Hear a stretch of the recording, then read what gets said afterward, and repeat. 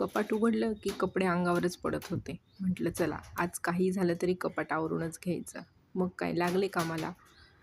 सर्व ड्रेसच्या व्यवस्थित घड्या घालून घेतल्या आणि व्यवस्थित ठेवून ठेवून दिले. त्यानंतर ज्वेलरीचेही तशीच हाल चालू होते. एक बांगडी कुठे तर एक बांगडी कुठे, एक गळ्यातलं कुठे तर हार कुठे, असं झालं होतं.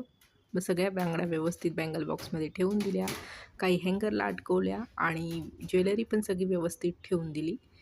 आता हे जे जाड बॉक्स असतात ना, जे कधी कधी आपण ऑनलाईन पार्सल मागवतो, त्याचा उपयोग मी असा काहीच करते. त्यामध्ये सॉक्स ठेवलेले आहेत आणि हँडरुमाल ठेवलेले, जेणेकरून बाहेर जाताना पटकन आपल्याला हाताशी सापडतात. तुम्हाला जर माझी इमिटेशन ज्वेलरी बघायची असेल तर नक्की कमेंट करा, मी तुमच्यासोबत शेअर करेल.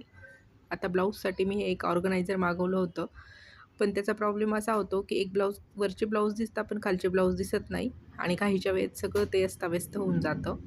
त्यामुळे ते पण काढून टाकलं आणि व्यवस्थित ब्लाऊजांच्या पण घड्या घालून ठेवून दिला. खालचा कप्पा पण आवरला. वरती आहूंचे आणि मुलाचे कपडे होते. एक ड्रेस काढायला जाता आणि सगळे ड्रेस ओढून घेता, मग त्यांचे पण ड्रेस व्यवस्थित ठेवून दिले. तो पण कप्पा झटकून त्यात खालचा पेपर बदलून पुसून आणि व्यवस्थित सगळे कपडे अरेंज केले. नको असणारे कपडे किंवा नको असणारं सामान त्यातून काढून टाकलं, कारण साचत साचत जाऊन मग नंतर कपाटामध्ये एक वेळ अशी येते की ठेवायला जागाच उरत नाही. सर्व कपडे, ज्वेलरी व्यवस्थित ऑर्गनाईज करून ठेवली. तरी पण अजून जी माझे मंगळसूत्राचं कलेक्शन आहे ते मला व्यवस्थित ठेवायचं आहे.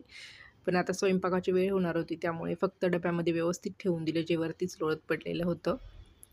आजचा व्हिडिओ तुम्हाला कसा वाटला नक्की कमेंट करून सांगा. आवडल्यास प्लीज एक लाईक करा, छानशी कमेंट करा आणि अशाच माझे डेली रुटीन आणि साध्या सोप्या रेसिपी बघण्यासाठी चॅनलला नक्की सबस्क्राईब करा.